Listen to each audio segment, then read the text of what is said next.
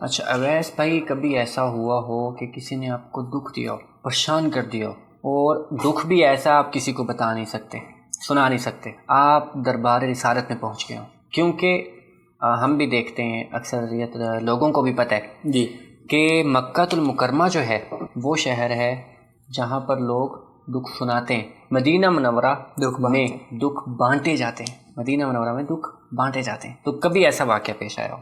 دکھ تو دیکھیں اسٹرگل فیس ہے تو روز ہی آتے ہوں گے، اور روزانہ کی بنیاد پہ کوئی نہ کوئی نیا دکھ آ جاتا ہے.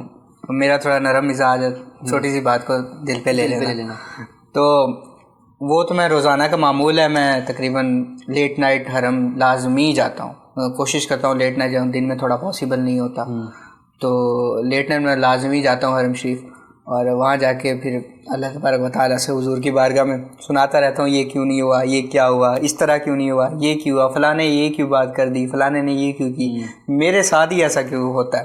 تو یہ مسجد نبی میں بیٹھ کے جو ہے نا، یہ الگ ہی فیلنگز ہوتی ہیں کہ جب ایک دوسرے کے ساتھ ہم کلام ایسے سمجھے ہم ہو رہے ہوتے ہیں، کلام کر رہے ہوتے ہیں، تو اللہ تبارک و تعالیٰ سے فلاں دکھ سنا رہے ہیں، فلاں دکھ سنا رہے ہیں. خیر ایک دکھ کی بتاؤں تو وہ یہ ہے کہ ہوٹلنگ کا کام ہے، تو اس میں تھوڑا سا اسکیمز وغیرہ اکثر ہوتے رہتے ہیں. کسٹمر نے ہوٹل لے لیا، اس کے بعد اس نے بکنگز کینسل کر دو، لیکن کینسلیشن نہیں ہوتی، اس کی پیمنٹ آلریڈی ہو جاتی ہے.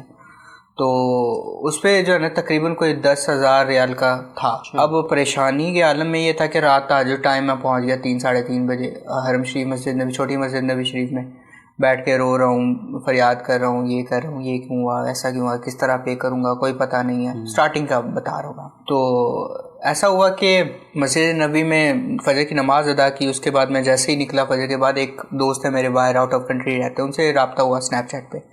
تو بات کرتے کرتے جو ہے نا انہوں نے پوچھا پریشان کیوں. میں نے بھی بتا ہی دیا، کوئی ادھر ادھر کی بات نہیں کی، میں نے بتا دیا یہ معاملہ ہے. تو انہوں نے کہا عصر کے ٹائم دو، عصر تک میں آپ کو بھیج دوں گا.